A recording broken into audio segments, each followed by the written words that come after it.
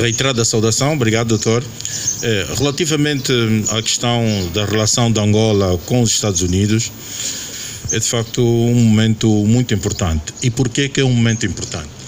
Porque exatamente Angola celebrou a sua independência, como todos nós sabemos, a 11 de novembro de 1975.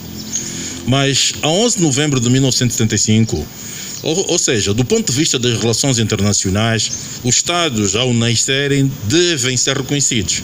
Só nasce aquele, à medida que forem sendo reconhecidos pelos seus pares, é que dá, de facto, a independência nacional. Porque se nós celebrarmos ou proclamarmos uma independência que depois não é reconhecida por ninguém, nós não estamos independentes. E nós, com os Estados Unidos, foi fundamental. Como disse, foi 11 de novembro de 75, mas os Estados Unidos não reconheceu.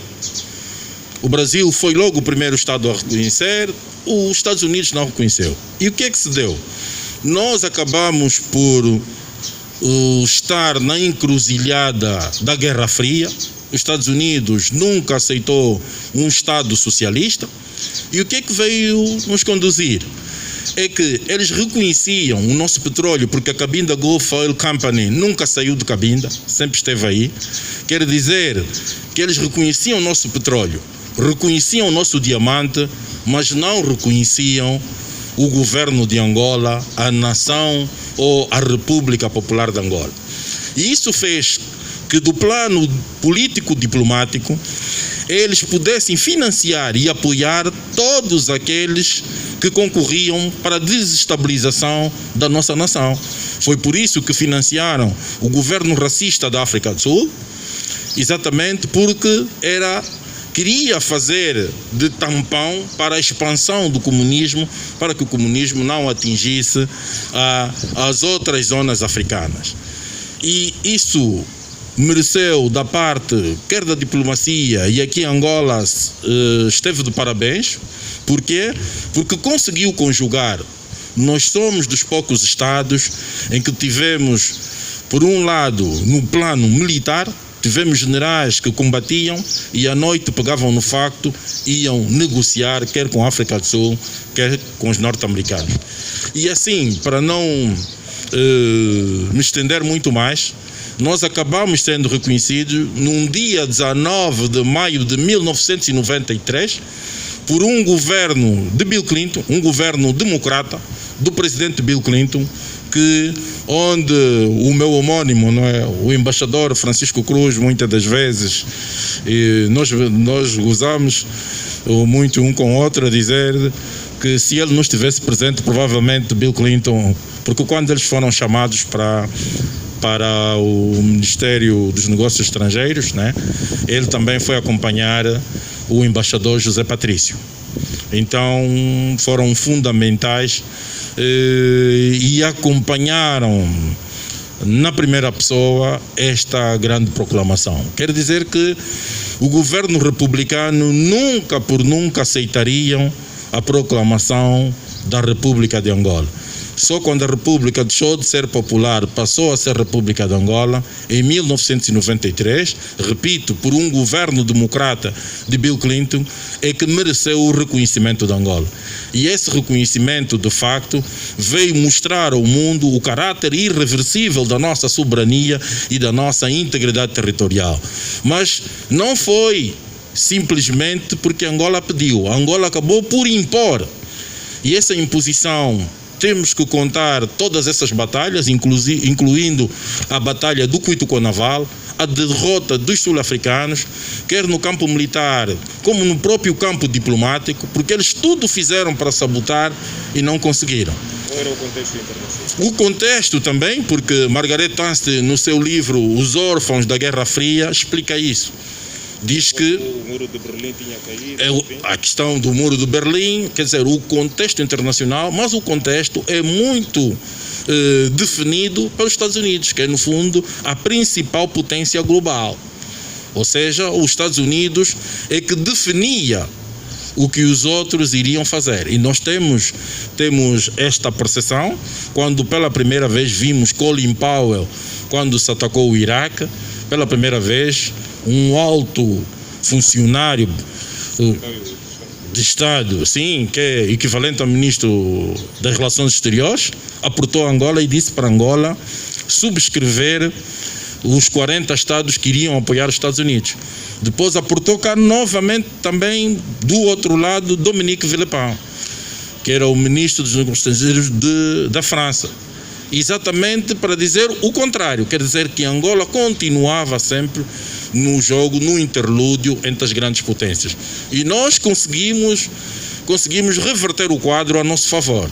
E é isso que faz de nós, então, um grande país, e é isso que faz da nossa juventude também, não é? Que tenham recebido essa herança.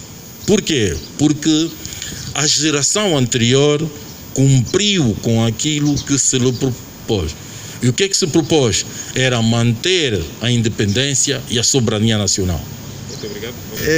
Sobre a África que queremos, que no fundo é o que nos traz aqui, muito se pode dizer, muito se pode aduzir. Não será seguramente em 10, 15 minutos que nós vamos conseguir colocar todo o pensamento sobre este tema, que é um tema bastante amplo e com um período alargado de tempo, não é? A África vai agora a quase 60 anos, não é? De comemoração. E, portanto, sofreu várias etapas, várias metamorfoses, e é impossível resumi-la em 15, 20 minutos. De todo modo, para a África que todos nós desejamos, na minha opinião, é preciso que nós primeiro tenhamos algumas premissas, não é? Passa a redundância. E a primeira de todas elas, seria ou será a paz, estabilidade e segurança.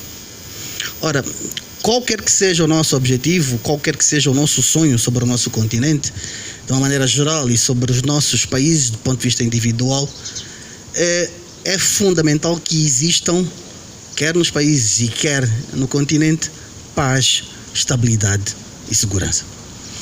E nós, infelizmente, temos muitos exemplos, e ainda há bocado na sua introdução o Manuel Vieira falou de alguns casos, e o caso de Moçambique, que demonstram que a não existência desta premissa nos tem colocado muito para trás.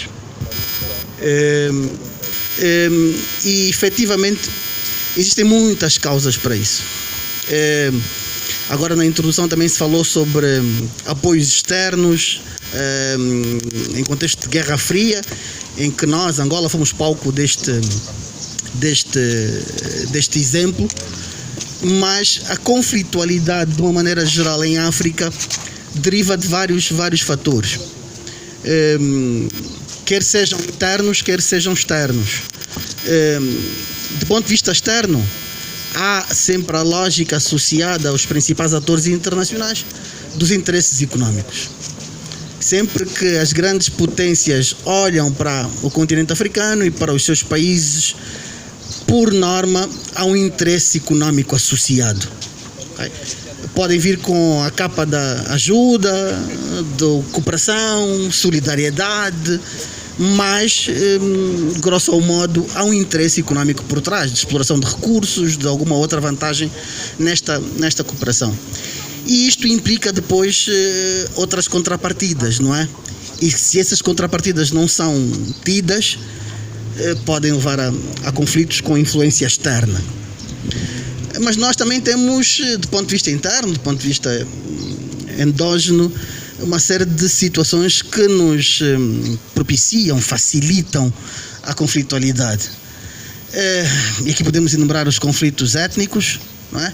Nós temos dificuldades em lidar com pessoas com costumes, hábitos, formas de ser e estar diferentes das nossas, o que é muito mau.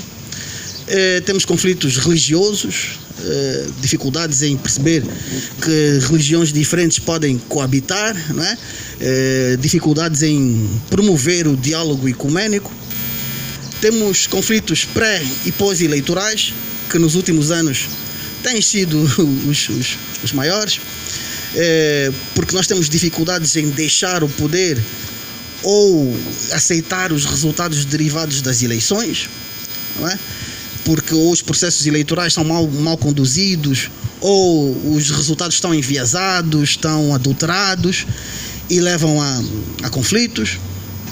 Temos agora, de uma maneira mais veemente e em zonas muito pontuais, a questão do terrorismo internacional, mas que está a crescer, e como não nos tocava do ponto de vista de proximidade, nós não tínhamos tanta relevância, não dávamos tanta relevância a ele, mas agora com Moçambique acho que é um despertar, pelo menos dos PALOP, sobre a ideia de segurança coletiva, de partilha de informações, de trabalho dos serviços de informações, de respeito pela arquitetura de paz e segurança africana, do maior comprometimento das elites políticas em relação à segurança de todos, não na perspectiva de que a segurança de um depende apenas de um Estado. Isto já não existe hoje, porque a dinâmica da conflitualidade alterou-se muito. Até mais ou menos a década de 90, a esmagadora maioria dos conflitos eram interestaduais, entre Estados, mas da década de 90 para cá, a esmagadora maioria dos conflitos é intraestaduais, ou seja, dentro dos Estados. Isto muda muita coisa, mas muitas delas com abordagens externas, com provocações externas, com apoios externos. E não é fácil lidar com esse tipo de conflitualidade de forma isolada. E nós tivemos uma multiplicação de organizações regionais, subregionais, e na esmagadora maioria destas organizações um dos objetivos era a segurança coletiva. E portanto esta premissa, para não me alongar, é fundamental e todos nós temos de a interiorizar: paz, estabilidade e segurança. Depois há uma segunda premissa que tem que ver com crescimento, desenvolvimento sustentado e integrado. Se nós não tivermos paz e estabilidade, como é que nós vamos conseguir alcançar o crescimento e o desenvolvimento? Não é possível. E nós somos um bom exemplo disso. Angola só começou a ter crescimento económico sustentado, e infelizmente para nós nem foi por muitos anos, só depois do alcance da paz. Okay? E portanto, o continente africano, para chegar onde todos nós desejamos, onde todos nós sonhamos, é preciso que consiga promover uma agenda verdadeira de crescimento e desenvolvimento integrado e sustentado. Ora, isso não é fácil. Não é fácil porque nós, por um lado, vivemos durante muitos anos colonizados, libertámonos dessas colónias e tornámonos independentes. Na esmagadora maioria dos países africanos não foi de forma tão pacífica e tão simples. Isso tem custos, não houve uma transição, não é? Houve rupturas, e rupturas criam mecanismos do zero, e partir do zero é sempre pior do que quando já tem uma base mais sólida. E isso teve implicações em toda a nossa construção dos Estados. Os problemas dos Estados africanos, tirando pequenas exceções, são todos muito similares, mas por causa deste início, não é? Desta ruptura e da maneira como nós alcançamos as nossas independências. E portanto, nós temos que ser agora mais inteligentes e promover agendas de desenvolvimento e crescimento económico em que se privilegie a solidariedade, se privilegie o conhecimento e se busque verdadeiramente o interesse do bem comum. Porque se assim não for, dificilmente não vamos ter crescimento económico e desenvolvimento económico sustentado e integrado. O que nós temos visto é, pontualmente, em determinados anos, países a crescerem economicamente, mas que não se desenvolvem. Não é? Porque às vezes confunde-se os dois conceitos. Nós podemos crescer economicamente e não nos desenvolvermos. E O crescimento está muito associado aos números. O desenvolvimento está muito associado às pessoas e às empresas. Okay? Tanto o PIB pode triplicar, mas as pessoas podem não ter emprego. Não é? E isso não impacta no desenvolvimento das pessoas. As pessoas não sentem uma melhoria das suas vidas. Então as duas têm que casar. Crescimento e desenvolvimento. E isso exige inteligência, exige conhecimento, mas exige, acima de tudo, vontade. Preciso vontade de quem efetivamente tem em suas mãos esta responsabilidade, nomeadamente os governos. E, portanto, esta segunda premissa leva-nos à terceira, que é o comprometimento das elites africanas, o respeito pelas democracias e pelos direitos humanos. Ora, se nós conseguirmos paz e segurança e crescimento e desenvolvimento econômico, mais facilmente, não tenham dúvidas, nós atingiremos umas democracias sólidas, democracias consolidadas, nós respeitaremos os direitos humanos e haverá um maior comprometimento das elites africanas. E aqui elites do ponto de vista do conhecimento, académica, elites políticas, elites económicas, empresariais, enfim, elites africanas. Porque às vezes fica-se muito com a ideia de que elite é governo, é político, é o ministro, é o presidente, é a elite.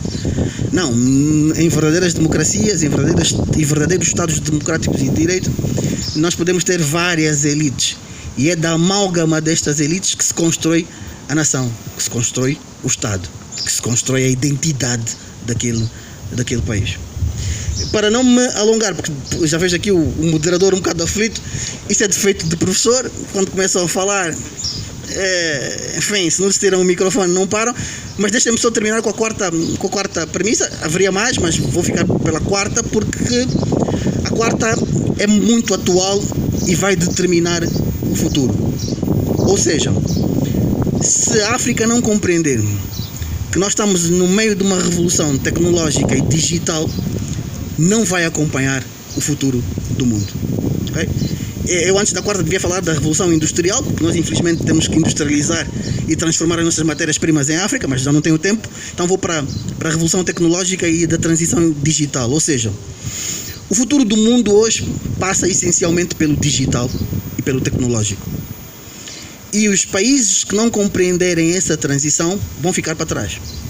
Quando nós falamos em inteligência artificial, quando nós falamos em robotização, quando nós falamos em 5G, vejam o diferente que opõe a China e os Estados Unidos e a China e a União Europeia por causa do 5G.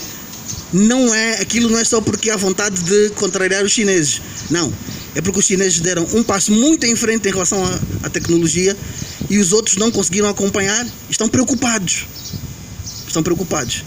E agora já se discute, por exemplo, recentemente a questão das patentes, de partilha de patentes, enfim, tudo isso para criar um clima para os chineses poderem partilhar, afinal, o que é que eles sabem, como é que eles chegaram até aí.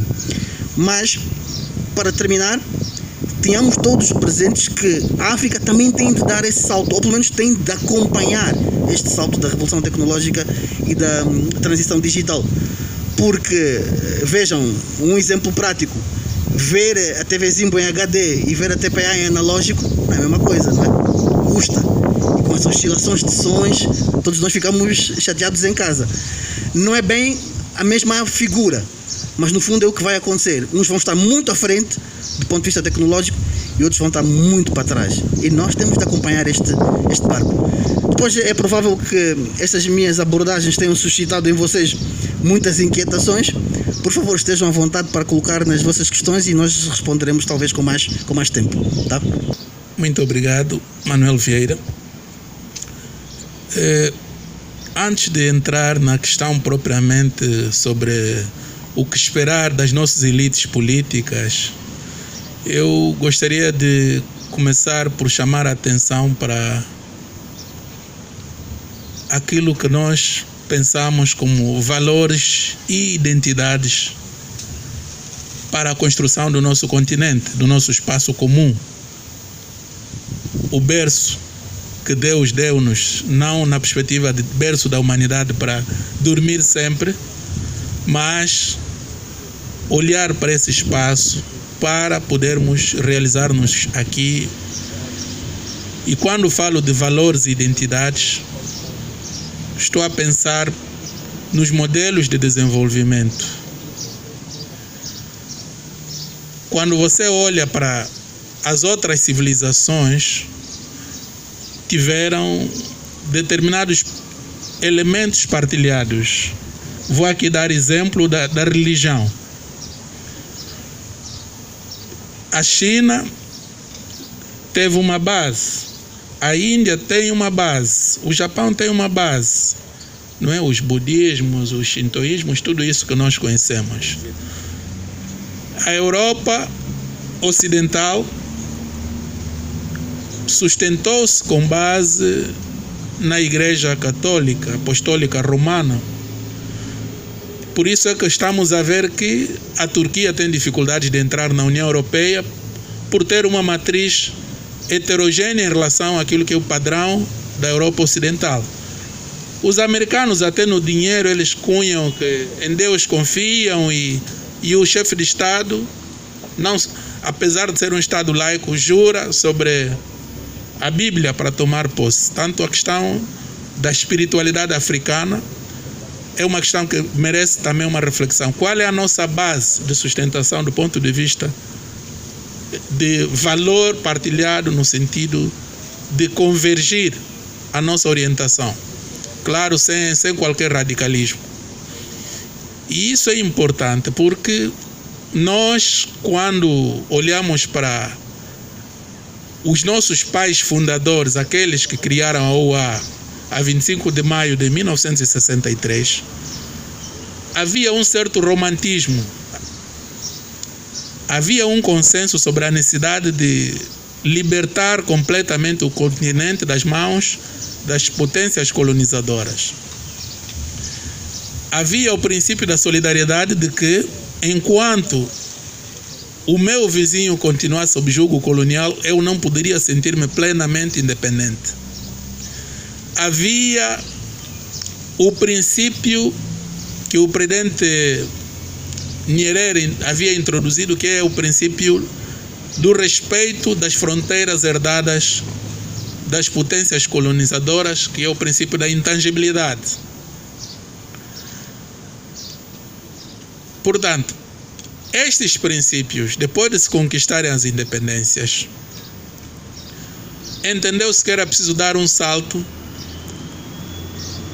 para buscar o desenvolvimento, como disse o professor Fernando Ribeiro. Todavia, as nossas elites dirigentes, já não vou olhar na perspectiva ampla que o professor Ribeiro fez, e aqui estou a entrar na pergunta. Quando nós olhamos para os dirigentes africanos nesse percurso, a imagem que nós temos não é muito boa. Nós normalmente, quando exaltamos os grandes panafricanistas, olhamos muito para aquela luta pela conquista da independência, da exaltação da negritude, do panafricanismo. Mas, ao conquistar as independências, muitos dos líderes traíram a consciência dos seus nacionais. Começaram a surgir regimes completamente cleptocráticos. Pior ainda, retiram as riquezas do continente. Enquanto estão a governar, vão preparando a sua reforma no Ocidente. Portanto, esse chip que as potências ocidentais deixaram, em que muitas decisões africanas são tomadas olhando para aquilo que a antiga potência colonizadora pensa, condicionam as soberanias africanas. Nós vimos há pouco tempo, no Tchad, quando morreu o presidente Idriss Déby, os tchadianos começaram a olhar para o lado à espera do que Paris podia dizer. E realmente Paris apareceu e disse. E poderíamos dar vários outros exemplos. A outra dimensão da avaliação que podemos fazer sobre a qualidade das governações tem a ver com a integridade de caráter e o amor à pátria dos políticos africanos. Doutor, não se importa que tenhamos este tema a ser abordado daqui a pouco? Sim, mas eu estou a responder à sua questão, não é?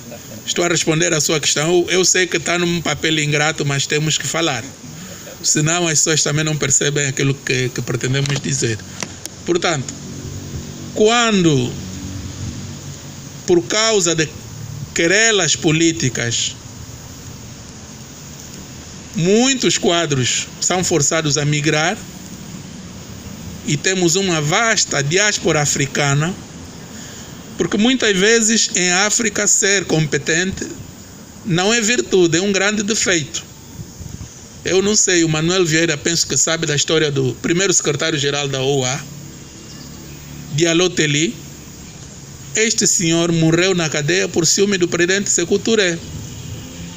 Morreu à fome. Era um eminente jurista, uma pessoa de grande reputação. E podíamos tirar outros exemplos. Portanto, como temos que parar por enquanto, o que eu penso é que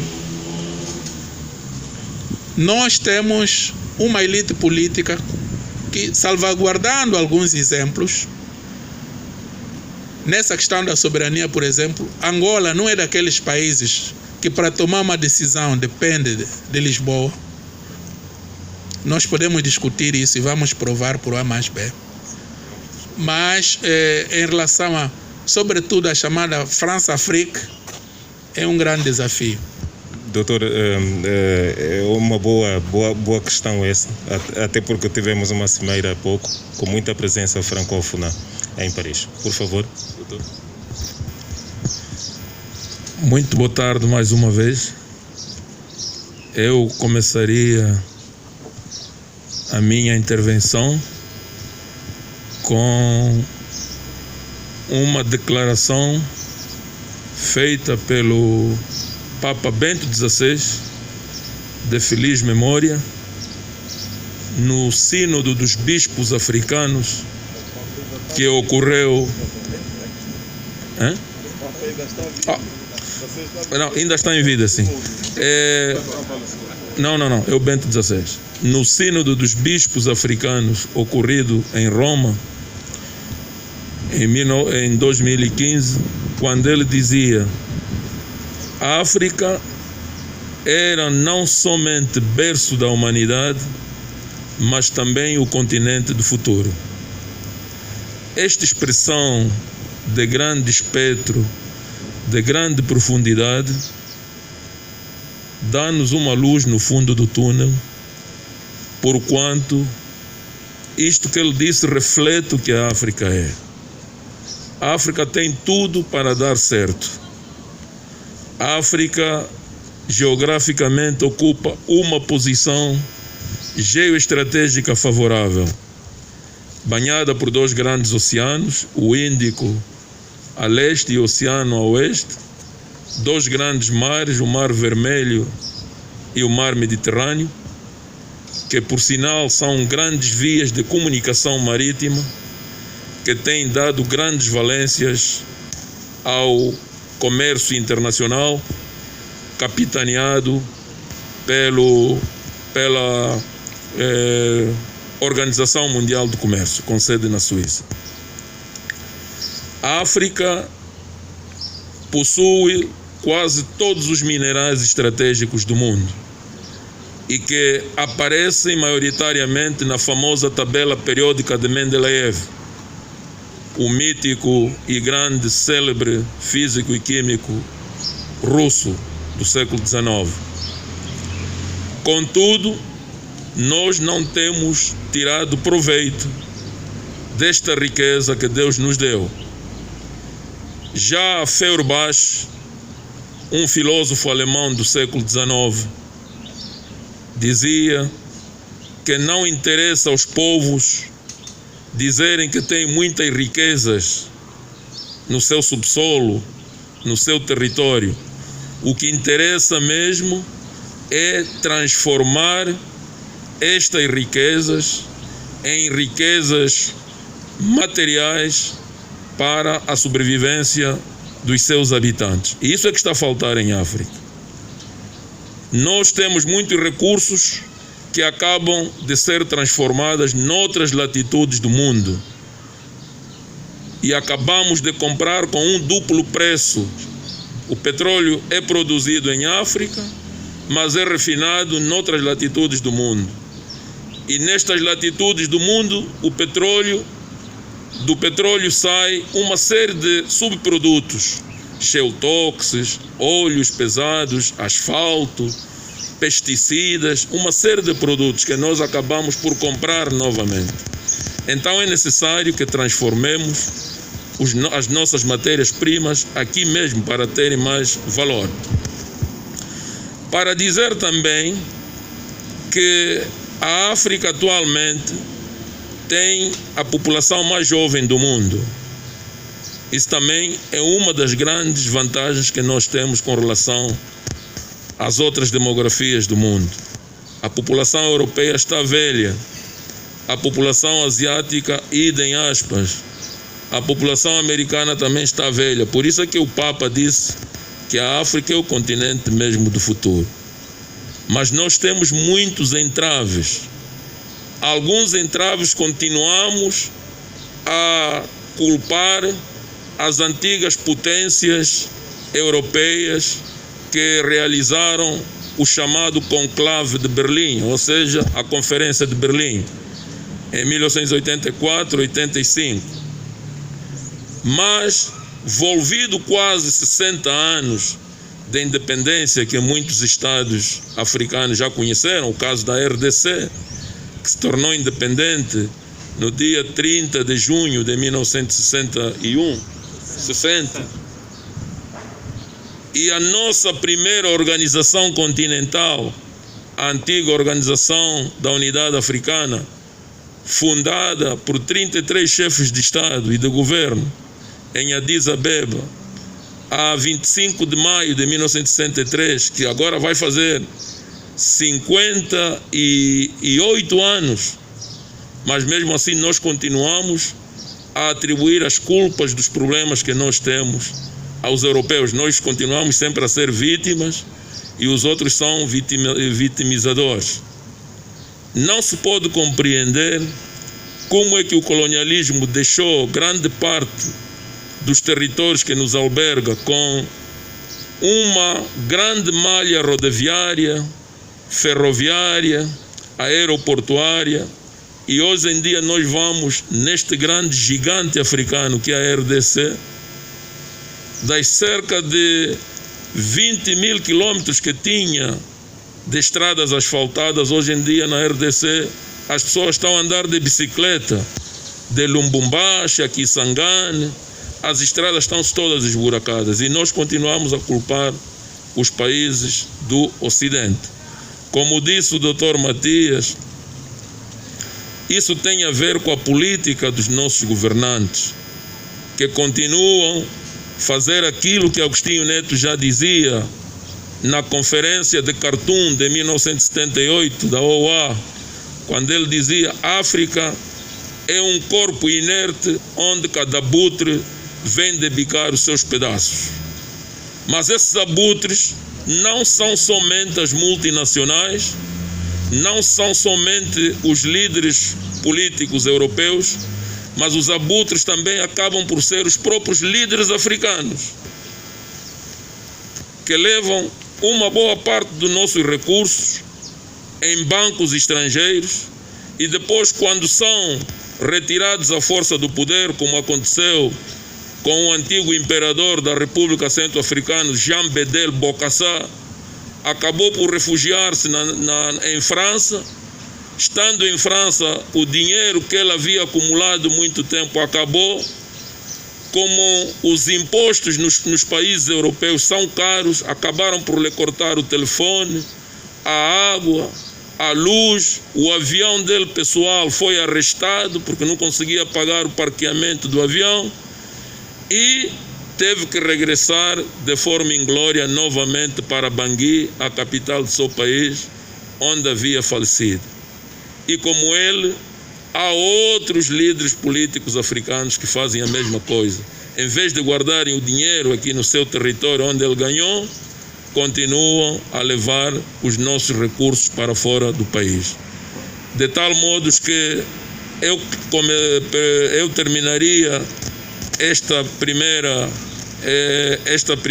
introdução com a resposta que se pode dar ao tema que aqui nos congrega. O tema que nos congrega é que África nós queremos. Nós queremos uma África sem gafanhotos vermelhos, como está a acontecer nos países da África Austral. Queremos uma África sem Covid. Queremos ainda uma África sem líderes corruptos.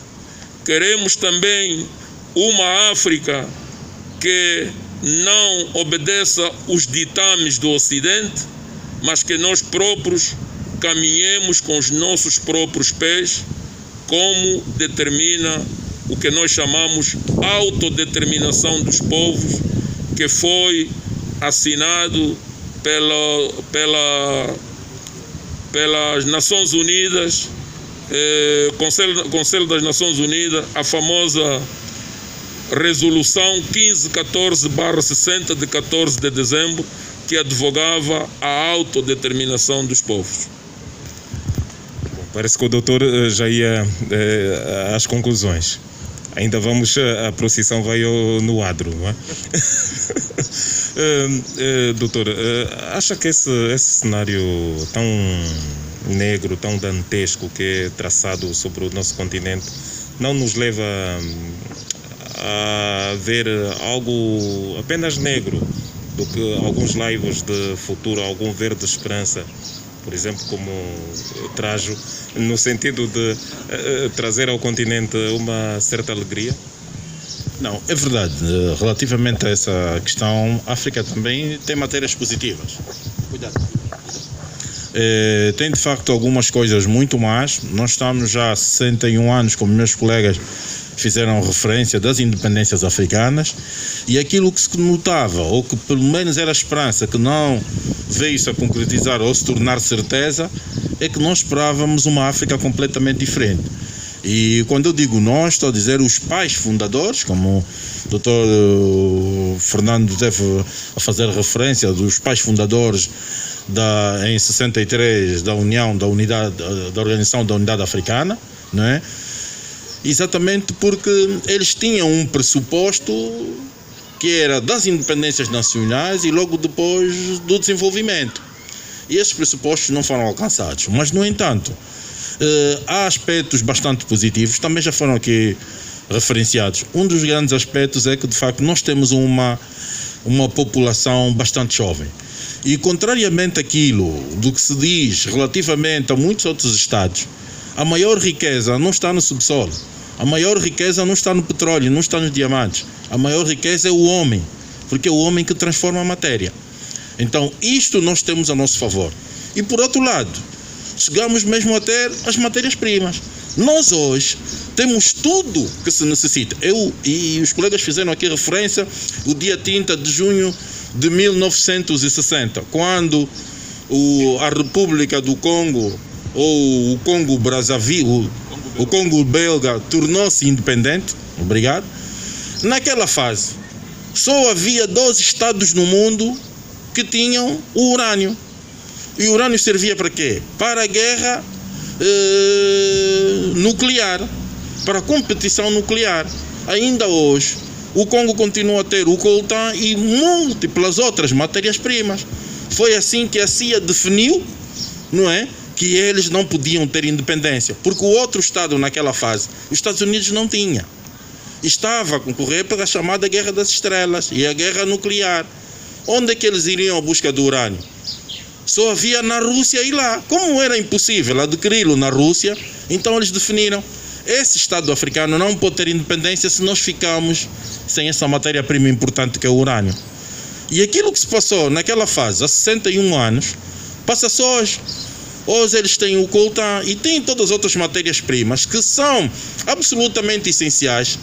Agora, já com a questão dos combustíveis fósseis, com a questão dos combustíveis de passar para as energias brancas, o Congo tem tudo o que é necessário, não só para as baterias, para os carros elétricos, não é? E até para os telemóveis. O que quer dizer que muitos estados do mundo estão dependentes de matérias-primas que são produzidas lá ou são extraídas lá.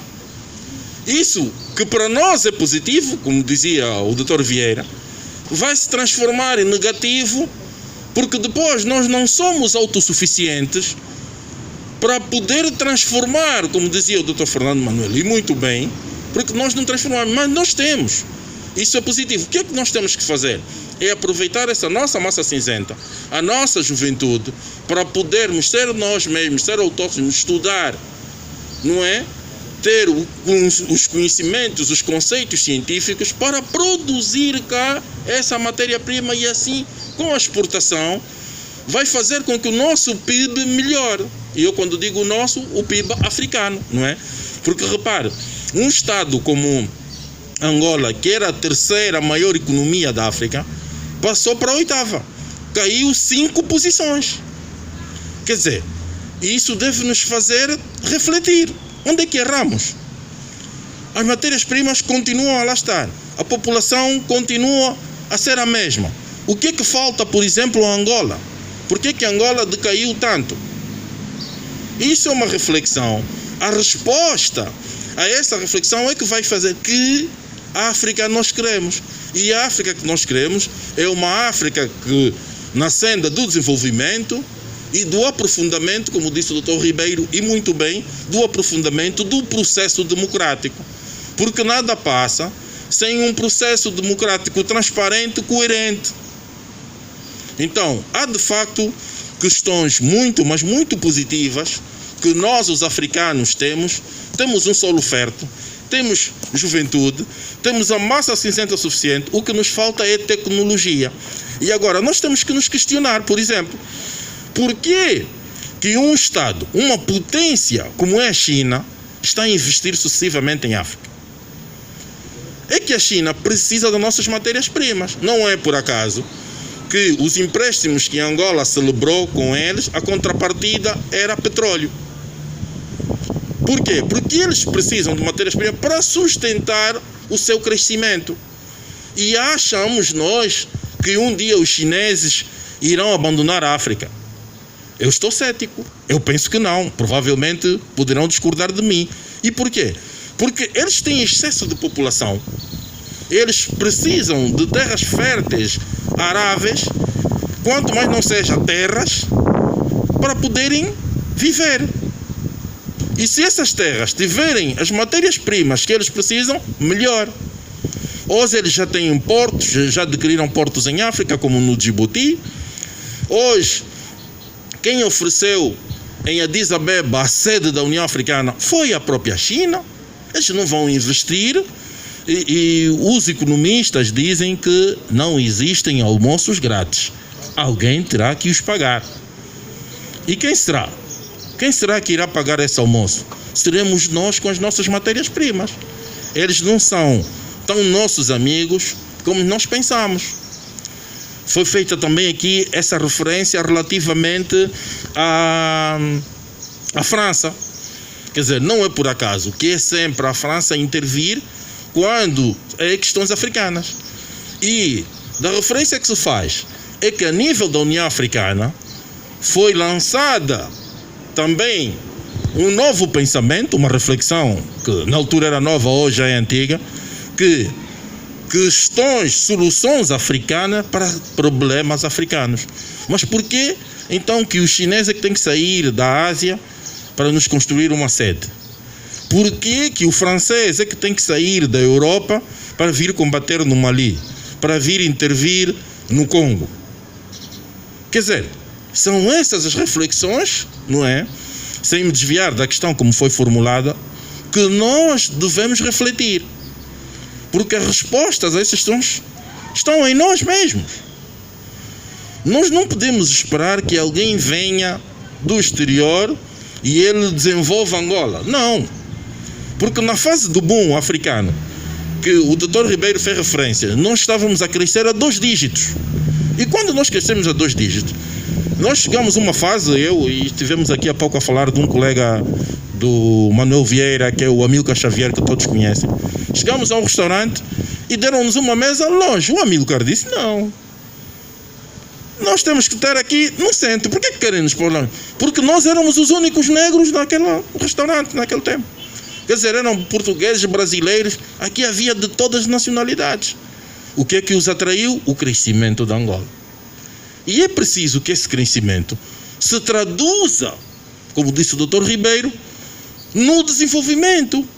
E que sejamos nós a beneficiar de forma direta deste crescimento se for associado ao desenvolvimento. O que é que se vê agora? É que isso não está a ocorrer. Não está a ocorrer, não é em Angola, não é no Congo, não é em qualquer outro país, é a África por inteiro. Hoje fala-se muito de um Estado que até teve o genocídio, que é o Ruanda. Fala-se no desenvolvimento do Ruanda. Fala-se numa melhor distribuição de riqueza. E são bons exemplos. Foi exatamente o que o Dr. Vieira questionou. Há bons exemplos. O outro bom exemplo, por exemplo, não só mais um bocadinho, não gostaria de me alongar.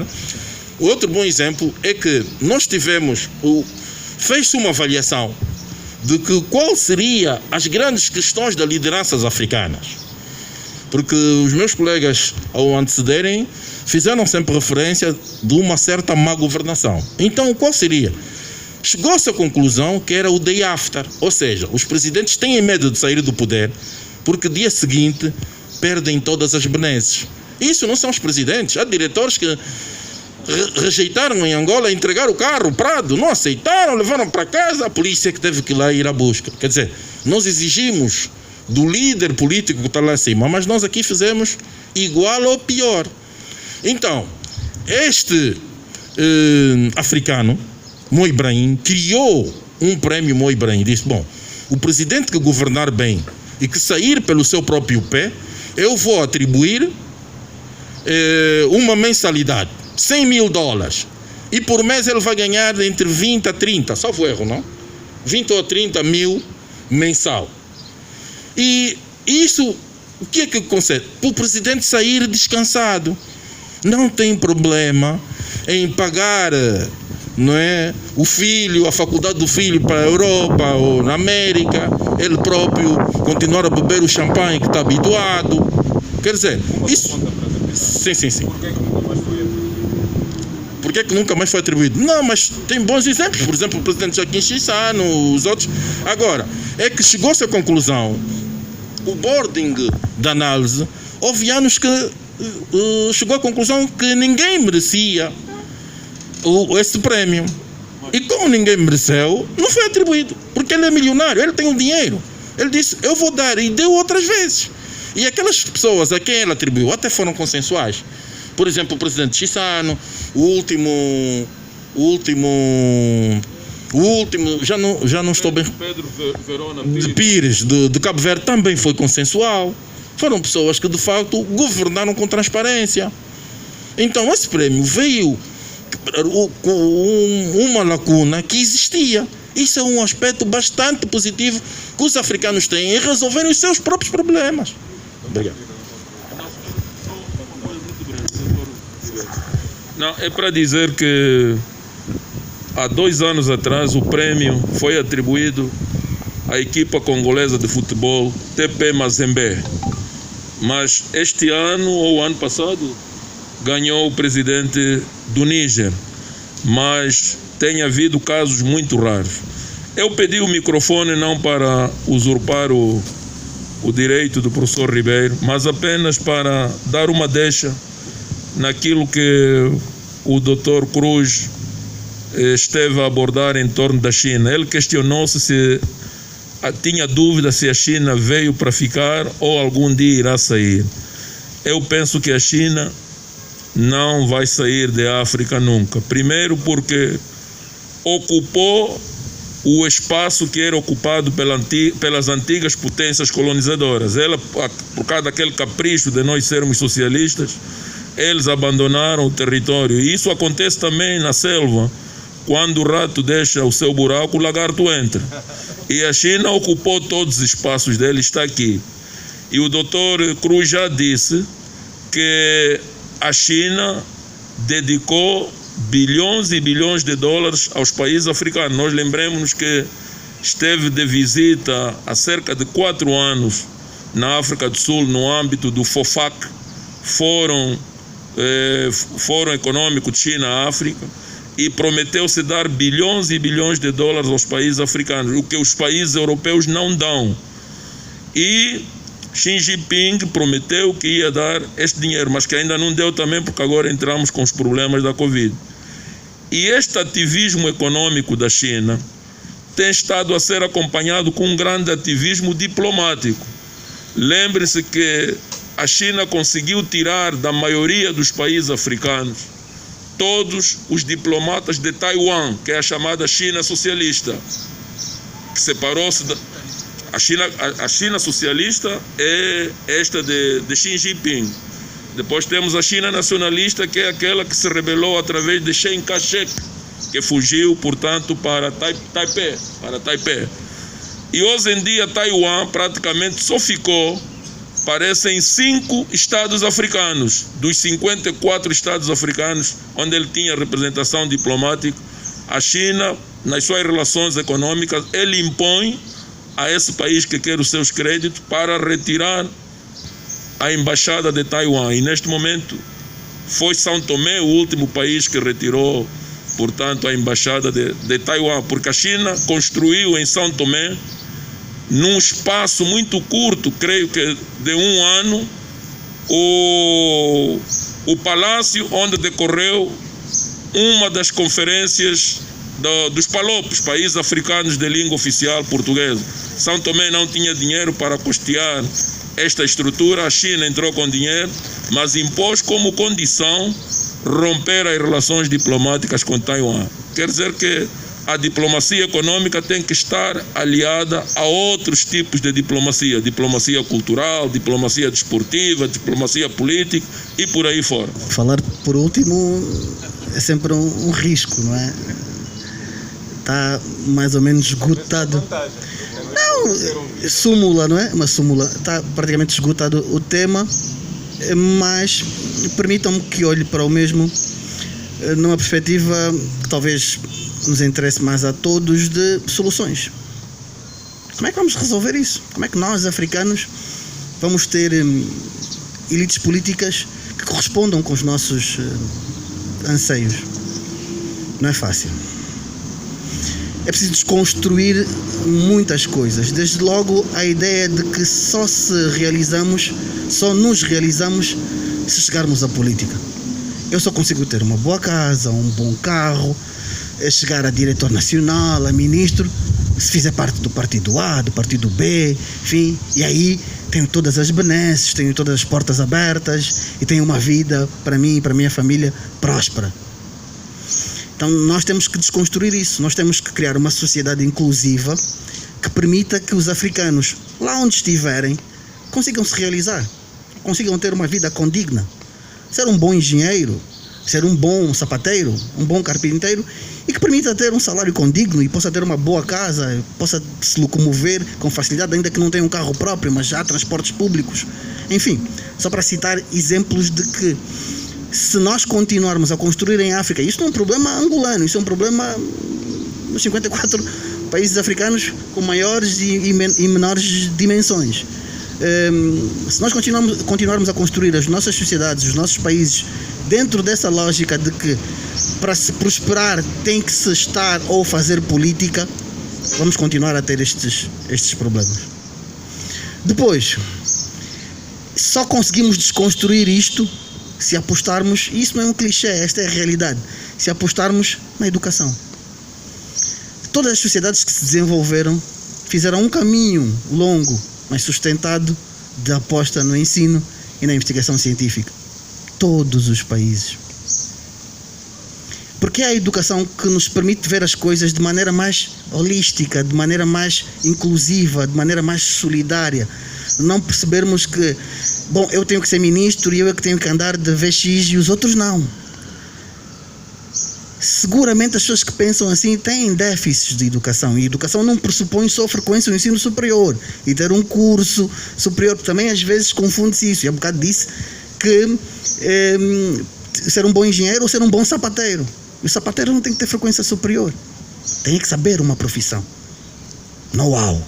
Quando se fala em know-how, é saber fazer. Nós aqui, eu costumo dar sempre esse exemplo aos meus alunos, nós aqui vemos muito isso. Se precisar de um bom eletricista, se precisar de um bom alfaiate, a esmagadora maioria são congoleses. Por quê?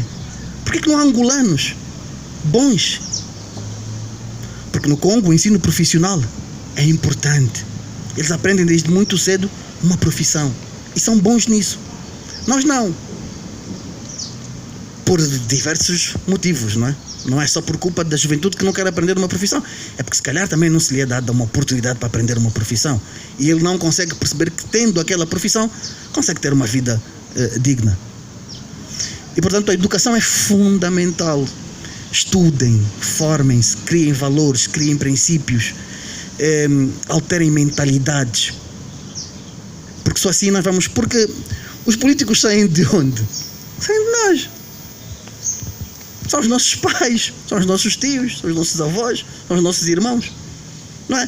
Eu, por exemplo, várias vezes vejo pessoas, conheço pessoas, que antes de atingirem uma determinada função, parecem ter ideias muito boas e gente muito honesta, muito... Não, de repente estão numa função e já mudam o telefone, já não te atendem, já... E daí, mas esta pessoa lidava comigo, parecia ser uma pessoa simples. Por que mudou? O que se passa? Bom, se calhar não comungava dos mesmos valores, se calhar não comungava dos mesmos princípios e estava à espera da sua oportunidade, do seu lugar ao sol. Tanto, e por isso é que a educação é muito mais do que uma frequência, um ensino superior ou ter um diploma. Tanto são princípios, são valores. É, por exemplo, amar a pátria. Eu acho que todos nós sentimos muitas vezes, todos nós africanos, e eu estou a falar sempre de forma geral, não é? Não particularizem, por favor. Todos nós africanos, a dado momento, nós sentimos que os nossos governantes parece que não amam o seu país, não é? Não amam os seus governados. Portanto, é preciso que se desconstrua estes aspectos e tenhamos todos presente que isso vai levar algum tempo. Julgo que nós estamos no continente africano, aliás há estudos sobre isso, muitos países estão em transição democrática, portanto estão a sair de regimes autoritários ou ditatoriais para regimes democráticos, mas em transição, não podem ser consideradas democracias consolidadas ainda. E penso que isto é um bom passo para que efetivamente as elites políticas possam se transformar e delas possam surgir pessoas já com este tipo de formação, com este tipo de mentalidade e que se consiga construir verdadeiros Estados democráticos de direito para que nós possamos no futuro ter governos que correspondam aos anseios das populações. Estávamos a falar da relação entre a China e a África, de uma maneira geral. Eu costumo colocar os meus alunos a refletirem da seguinte forma: coloquem sempre no lugar do outro antes de falarem sobre o que ele está a fazer. Se qualquer um de nós fosse chinês, iria fazer exatamente o que eles estão a fazer. O problema não está do lado da China. Não vale a pena nós continuarmos com essa retórica de que nós somos as vítimas. Não. A transformação, a mudança depende de nós. O problema está no lado dos africanos. Nós é que nos submetemos a isto. Então nós temos é que saber negociar, saber tirar dos chineses aquilo que nós pretendemos. Nós temos aqui 10 mil milhões para vos emprestar. Sim, para fazer campos de futebol e carne. Isso é um investimento reprodutivo. O que é que os angolanos ganham com isso? Não. Cidade universitária até hoje ainda não acabou. Eu quero fazer 10 cidades universitárias em 10 províncias diferentes. E os cursos vão ser escolhidos em função das potencialidades das províncias. E aí vamos ver se os chineses estão dispostos a financiar. Se estiverem, ótimo. Isso é um investimento reprodutivo que a médio e longo prazo trará retorno de desenvolvimento para o país. CAN, mais para a frente faremos. Vejam o Ruanda. Não é? Hoje fala-se muito de 3 países africanos: Cabo Verde, Quênia, Ruanda. Vamos falar do Ruanda, que é o que mais em voga está. Hoje o que é que está-se a realizar no Ruanda é que todo mundo está a ver? A BOL, a Liga Africana dos Clubes de Basquete. Mas eles ficaram 10 anos fechados a fazerem o quê? Industrialização, estradas, desenvolvimento. Não se preocuparam em realizar grandes competições. Agora, já têm o que mostrar, já têm o que atrair investidores. Já todo mundo fala do Ruanda como um país em crescimento, em progresso. Agora sim, faz sentido fazer essas competições para atrair os olhos dos grandes investidores e das grandes multinacionais. Neste caso, o nível de negociação já é diferente. A nossa argumentação já não é de submissão. Não. Eu não quero que vocês venham pôr aqui estradas, água potável, energia. Isso eu já tenho, isso eu já criei. Eu quero que você venha com o seu know-how e a sua tecnologia, mas que transfira para os meus cidadãos. E fica aqui 10 anos e depois pode voltar. Porque os meus cidadãos também têm institutos superiores, têm universidades, e eles sabem fazer. Vão aprender e você pode ir. E ele vai dizer, bom, vale a pena ir assim ou não vale a pena? Já vai depender dele. Agora, quando você não tem nada, ele chega e impõe. Eu quero um sítio X, assim. Quero, não quero, vou-me embora. Então, o que nós temos que fazer, no caso de Angola, é um bocado replicar ao nosso contexto, à nossa realidade, com as nossas especificidades, aquilo que o Ruanda está a fazer e outros países como o Quênia estão a fazer. Do ponto de vista político, embora nós não consigamos dissociar isso às questões económicas, às questões comerciais, às questões culturais e desportivas, como agora ainda falamos, e aí por diante. Boa tarde, família.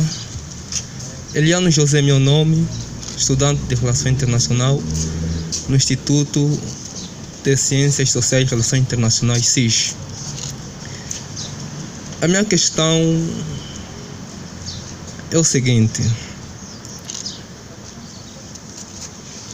vendo que, conforme penso que é dirigida para o nosso professor de História, Fernando Manuel, vendo que as nossas elites parece que não têm um controle dos destinos de África. Tudo mostra que eles são impostos, conforme disse o nosso professor Matias, que a transição no Tchad é um exemplo, que parece até que os nossos líderes africanos são postos. E como jovem, isso nos preocupa, isso nos deixa inquieto. Que via nós, os jovens, devemos tomar para reverter esse quadro? A revolução? Eu não sei. Mas temos aqui os nossos professores, penso que devem nos orientar, porque o jovem eufórico procura alternativa para poder reverter o quadro.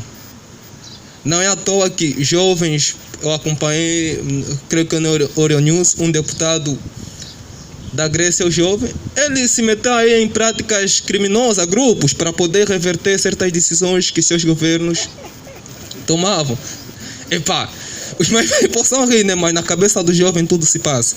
Penso que essa é a pergunta. E a minha pergunta vai ser dirigida para qualquer um dos doutores, não é? Qualquer um pode responder a pergunta que eu vou fazer. Portanto, nós na verdade estamos aqui a pensar a África, tentarmos saber que África queremos para o futuro. E a minha questão tem que ver com a situação política e de segurança da República Centro-Africana. Sabe-se exatamente que já há algum tempo, portanto, há conflitos na República Centro-Africana. E temos notado também um certo interesse de alguns estadistas africanos para que haja reconciliação nesta região. e recentemente Angola colheu, portanto, uma semeira. Conseguimos ver o interesse do nosso presidente, Sua Excelência o Presidente da República, para que haja reconciliação na República Centro-Africana. Para além desse interesse dos estadistas, nós temos visto ou presenciamos, não é, por meio da televisão, por meio dos órgãos de comunicação social, os acordos ou o acordo que houve em Khartoum, não é? Este acordo, na verdade, foi entre o governo e também os grupos de rebeldes, não é? E nós, em latim, temos um brocardo que diz exatamente pacta sunt servanda, ou seja, os acordos feitos devem ser cumpridos ponto a ponto. E, na verdade, o que nós temos visto é que nem este acordo, não é, foi aceito, e também o presidente tolerará, não é? Temos visto tantos conflitos, as pessoas a dizerem que ele não tem legitimidade para poder governar. Agora, a minha pergunta é: o que se pode fazer de forma prática para que se possa resolver este conflito da República Centro-Africana, uma vez que já notamos o interesse por parte dos estadistas africanos e também o acordo feito, não é? O que é que se pode fazer para que na prática haja paz, haja reconciliação na República Centro-Africana? Porque na verdade este conflito afeta as regiões próximas, não é? A região dos Grandes Lagos. A presença dos chineses em Angola ou num país africano não é de facto o problema, desde que eles estejam aqui com humildade, trabalhando, enfim, né, cooperando. Esse não é o problema. O problema mesmo é a imposição. A imposição. Graças a Deus, eu sou natural de um país em que o seu colonizador, nesse caso Portugal, nunca teve e nunca terá espaço para aplicar imposição. Vir aqui e dizer presidente da República de Angola faz isso e aquilo, graças a Deus. E vejo que a Namíbia também e outros países africanos anglófonos também não dão esse espaço à Inglaterra e outros países para virem aplicar imposição. Isso acontece mais com os países africanos francófonos. E é ali onde está a minha preocupação. A França participou e, aliás, em vez de participar apenas, coordenou a ofensiva que terminou no assassinato do presidente Muammar Gaddafi. A França é que estava à frente daquela operação. E é a França que está agora, ou esteve, na imposição do novo presidente para substituir Idriss Déby. É a França que está em várias ações negativas nos seus países, como Congo, e, enfim. A minha questão é: o que nós devemos fazer, né? Como eu já disse, graças a Deus estou em Angola e Angola nunca vai dar espaço para esses presidentes virem impor, mas devemos ajudar os outros países. O que nós, jovens angolanos, devemos fazer para travar, não sei se esse é o termo, travar a França para nunca mais voltar a aplicar imposição, mas sim vir com humildade para colaborar com os países africanos. Obrigado. Muito agradecer aqui os caríssimos ilustres aqui da plenária pela maneira sábia e muito clara de como estão a apresentar aqui o nosso colóquio ou debate de ideias. Nanga Sala Isaías é meu nome, estudante de letras da Faculdade de Humanidades.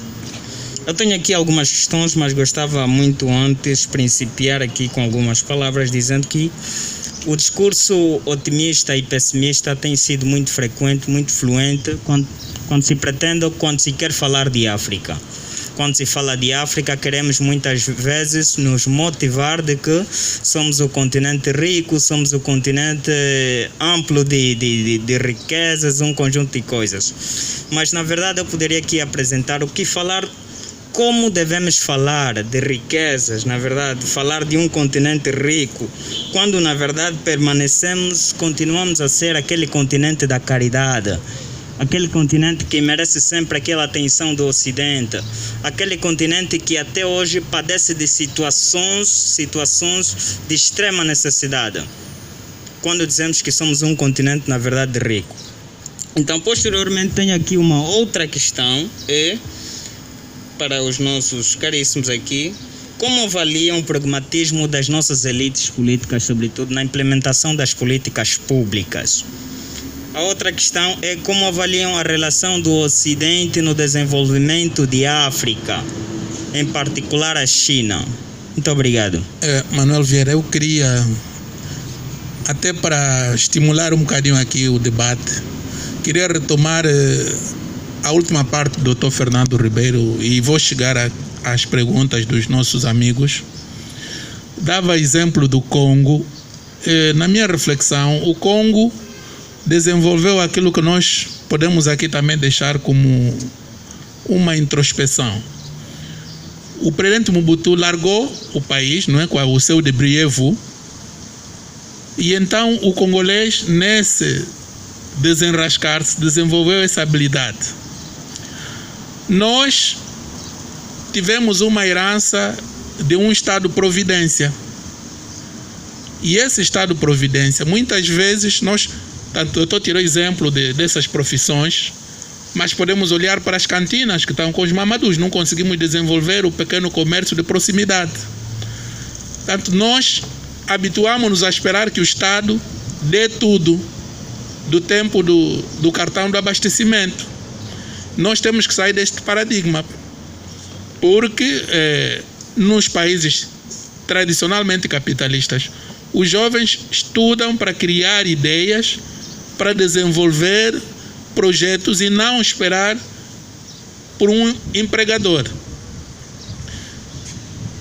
A outra questão em relação à China, eu quero começar por dizer a um amigo que repetiu aqui insistentemente a palavra humildade. Nas relações internacionais não existe humildade. Isso de humildade pode ser num outro contexto, mas humildade na relação entre os Estados não existe. Portanto, quando nós estamos a olhar para a China, e eu comecei a introdução falando de valores e identidades, eles estão a usar várias ferramentas, para além do econômico, mas o soft power, o poder brando está lá. Temos aqui hoje o Instituto Confúcio, a ensinar o mandarim. São mecanismos suaves de dominação. Nós aqui, se formos ver nos orçamentos, nós dizemos que protegemos as línguas africanas. Qual é o orçamento destinado ao ensino do Kikongo, do Kimbundo, do Umbundo, do Chokwe? Quantos centros é que nós temos pelo país a ensinar essas línguas? Quantas obras é que são publicadas nessas línguas?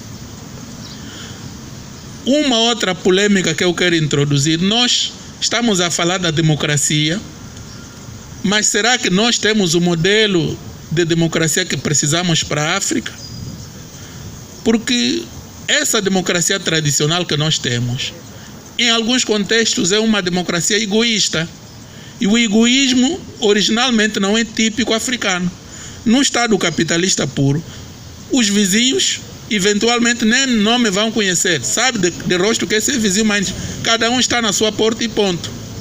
Na sociedade africana original, as casas não têm quintais. Nós somos coletivistas. Aquilo que os sul-africanos chamam de Ubuntu, e o professor Fernando Manuel aqui ao lado chama de ubantuísmo. Portanto, nós temos que refletir também sobre o modelo de democracia que nós queremos.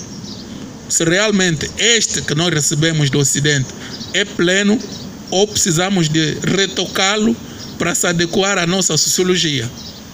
Eu também vou tentar fazer uma súmula de todas as questões que foram levantadas. Mas eu começo por dizer que tudo praticamente parte do fator identitário, a nossa identidade cultural, como já disse o Dr. Matias. O nosso continente é bastante rico em termos de cultura material e espiritual, consubstanciada na sua música, no seu folclore, em monumentos e sítios. Aliás, ontem, dia 18, foi Dia Mundial dos Museus, mas qual tem sido a política cultural levada a cabo pelos governantes africanos? É quase nula. Nós, no atual contexto, e tendo em conta o tráfico de enriquecimento, em conta, portanto, de peças museológicas e outras peças altamente valiosas, muitas peças que são relíquias para os países africanos encontram-se em grandes museus europeus. Isso tudo por quê? Porque não existe uma política cultural bem definida. Os Estados africanos não registram as marcas para que sejam nossas marcas registradas. É importante sabermos que qualquer criação material ou espiritual dos nossos países deve ser inscrita internamente primeiro nos nossos países. Nós cá em Angola temos uma instituição que se chama SADIA. Essas criações que os nossos estudantes do IMIL fizeram há bem pouco tempo, eu creio que foi numa feira de estudantes que passou em Frankfurt, inventaram uma feira de inventos que ocorreu em Frankfurt, inventaram aí determinados maquinismos que podem ser utilizados nos hospitais, nos edifícios, etc, etc. Mas se o governo angolano não segurar nessas valências e registrar essas marcas, obviamente que os alemães que patrocinaram esta feira vão assenhorar-se desse conhecimento, incluso aliciar esses jovens que saíram quase em primeiro lugar e registrarem essas marcas como suas. Um segundo passo, depois de fazermos o registro aqui no nosso país, na SADIA, temos que ir numa outra instituição continental que se chama OAPI, Organização Africana da Propriedade Intelectual, e também registrarmos essas marcas. Mas não devemos ficar só aí na OAPI, depois temos que ir na OMPI, Organização Mundial da Propriedade Intelectual, que é uma instituição ligada à Unesco e que tem a sua sede em Paris. Temos que fazer isso. Se não fizermos isso, o que é que estamos a ver agora aqui em Luanda? As trotinetes que nós fizemos quando éramos crianças, agora são os chineses que estão a fazer. E põem lá Made in China. Fisgas de caçar passarinhos também vem Made in China. Eu já caçava com passarinhos com fisga. E eu próprio que fazia esses instrumentos infantis naquela altura. Então é necessário nós registrarmos as nossas marcas para que sejam e beneficiem os africanos e os angolanos em particular. Falando concretamente dos nossos políticos, praticamente podemos dizer que existe um problema quase que endêmico nas lideranças africanas, no que diz respeito à manutenção no poder e à sua sucessão, como há bocado disse o Dr. Matias.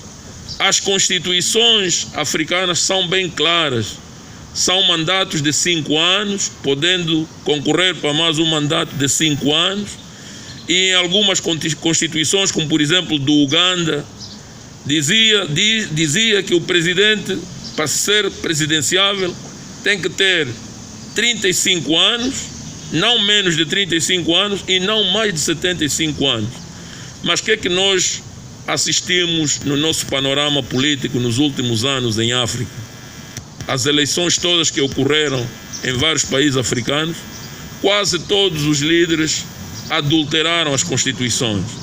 O presidente Yoweri Museveni, por exemplo, tirou aquele articulado que dizia que o presidente não pode ter menos de 35 e não pode ter mais de 75. Já tinha 75 anos, desfez a Constituição, esse artigo, com a maioria parlamentar que ele tinha, e concorreu e ganhou novamente.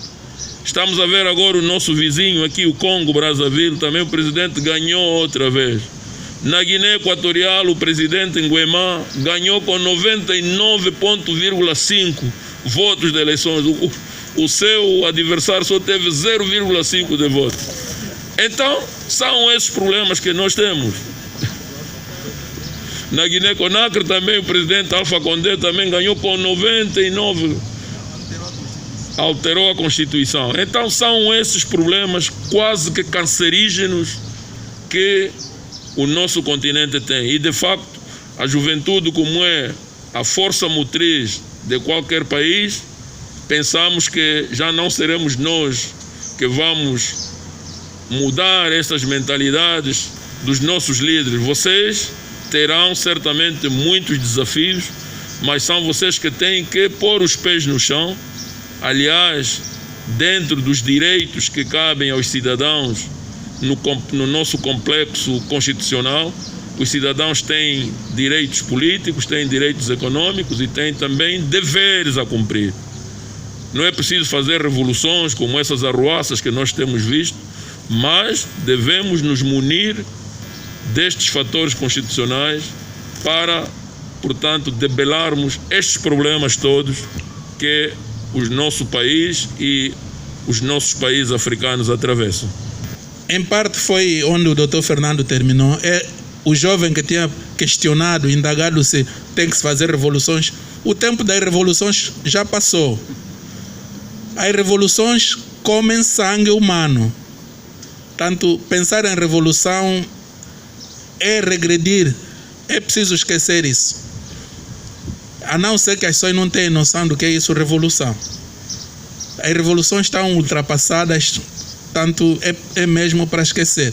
Eu tenho estado a interrogar-me como é que um jovem pré-finalista de um curso de engenharia, que sabe que estuda grátis porque não paga propina ao Estado, vai quase que rifar a sua própria vida alegadamente porque está a viver mal. Em qualquer parte do mundo, um estudante de engenharia, numa escola pública, no 3º ano, não pode se considerar discriminado. Agora, há dificuldades, todo mundo tem dificuldades, não há ninguém que não tem dificuldades. Tanto pensar em revoluções não é o caminho. A melhor revolução é estudar.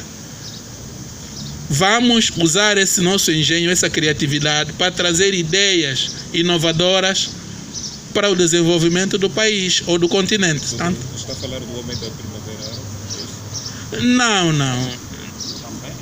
Tanto, o caso da Primavera Árabe é um contexto um bocadinho diferente.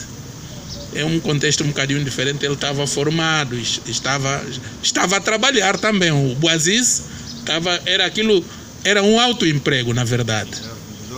Exatamente, tanto não é bem o caso. O que aconteceu, a revolução aconteceu porque ele sofreu sevícias e, como forma de protesto, tanto ateou-se fogo e houve a reação do povo, não é? Tem um contexto diferente. Obrigado. Eu gostaria de responder primeiramente ao Ricardo Kakinda. O Ricardo Kakinda faz uma explanação que é positiva, mas que carrega em si alguns equívocos, na minha perspectiva, obviamente, não é? E, como dizia o Dr. Matias Pires, que as revoluções terminaram, é só que, em jeito de análise, nós podemos ver que os estados da Primavera Árabe, como disse o Dr. Vieira, nenhum está melhor. E nós que já fomos diplomatas no exterior, víamos que os líbios sempre viveram bem. Enquanto o diplomata angolano, que até é exibido, tinha um carro mais ou menos, o líbio tinha Porsche, tinha Ferrari. Andaram pela Primavera Árabe, tiveram os problemas. Nenhum desses países, vemos que hoje a Líbia é o que é. Um Estado mais fracionado do que nunca, um Estado em que o rebelde tem aviação e vai bombardear a própria cidade. Quer dizer, até hoje, de 2011 até 2021, não é? O que é que se nota? Eles regrediram de forma substancial. Mas como Kakinda fazia referência de que Portugal não tem capacidade para impor a Angola, e o Kakinda diz graças a Deus. Bom, não é que eu seja ateu, mas de facto não foi graças a Deus, foi graças à nossa juventude, os nossos mais velhos, à nossa vontade inquebrantável, à nossa luta, que retiramos daqui o colonialista, porque Salazar não quis dar independência a Angola. Angola era a joia do império. Por isso, não pode dizer graças a Deus. O que é importante agora é que esse espírito combativo, determinado daquele tempo, passe para hoje, mas como os meus colegas já fizeram referência, que seja bem direcionado. E porquê? Não é que nós estejamos a ignorar os portugueses, porque eu tive a honra ou o privilégio de estar na organização das eleições no Zimbábue, porque Angola tinha a presidência do órgão político de defesa e segurança da SADC. E com os anglófonos, simplesmente a rainha e os ingleses não queriam que Mugabe tivesse qualquer ajuda. Proibiram a ajuda em função daquela questão do Lancaster House, que todos nós nos recordamos. Quer dizer, foi a SADC que teve que sustentar, praticamente, fomos nós que lá estivemos e que asseguramos essas eleições, não é? Este, de facto, é um bom exemplo de ser os africanos a resolver os problemas africanos. E fomos nós, jovens. E passamos por várias servícias, mas nós, os angolanos, em nome do nosso presidente, salvaguardamos essa situação. Quando o Kakinda também fez referência que a França liderou a questão do presidente Gaddafi, aquilo foi muito mal para a África. Foi um dos piores momentos, na minha perspectiva. Na altura, eu várias vezes, a Rádio Nacional de Angola, alertei que não teríamos, na África não seria bem sucedido. Por quê? Porque naquela fase foi votado nas Nações Unidas e havia 2 estados africanos nas Nações Unidas. Um deles era a África do Sul. Agora, o que esses estados, qual foi a orientação do voto desses 2 estados? No Conselho de Segurança. Um saiu para ir ao quarto de banho, outro votou a favor. É que em relações internacionais não há amigos nem inimigos absolutos. Há interesses. Tenho uma provocação. Sim. Questões estratégicas ou meramente fisiológicas? Isso nós já não acompanhamos até aí. É só explicar aos nossos jovens que no sistema de votação do Conselho de Segurança o valor da abstenção conta como voto a favor.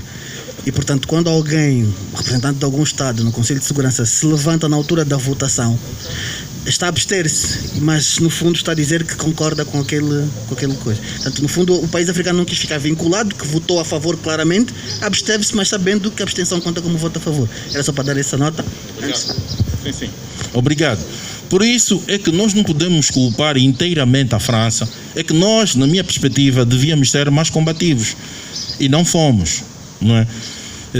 Não só não fomos, mas porque também a França, que era em determinado momento inimiga dos Estados Unidos na operação contra o Iraque, mas aqui o presidente Obama, eles aproveitaram-se de uma circunstância especial, de que o presidente Obama tinha sido agraciado com o Prêmio Nobel da Paz. E aquele Prêmio Nobel da Paz foi intencional, foi exatamente para inibi-lo de ele invadir outros países.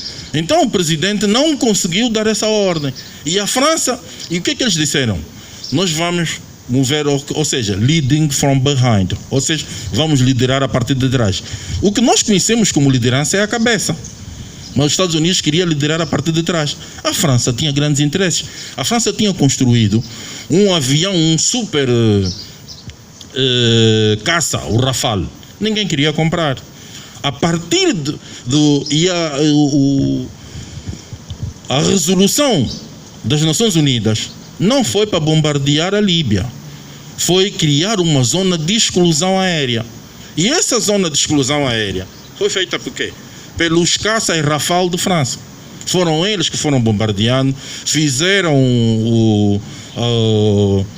iniciaram a zona de exclusão aérea. No fim da guerra, eles tiveram mais de 80 pedidos de compra daquela aeronave. E mais, a Eni e as empresas francesas ganharam no quadro petrolífero porque eles tinham perdido, como todos nós recordamos, no Golfo de Aden, quando houve o problema nos Estados Unidos, foram obrigados a pagar uma pesada indemnização. No quadro dessa indemnização, eles tiveram que vender muitos de seus ativos. Ou seja, a França estava a ficar fragilizada no plano econômico. Aproveitou a guerra, saiu completamente vencedora. Mas vencedora exatamente no plano econômico. Por quê? Porque a economia é a base da agenda política. Os países vão onde ganham. Nas relações internacionais não há amigos absolutos. O que prevalecem serão sempre os interesses. Agora, há também aqui uma outra questão do Silas, né? Que fala na questão até da legitimidade do presidente,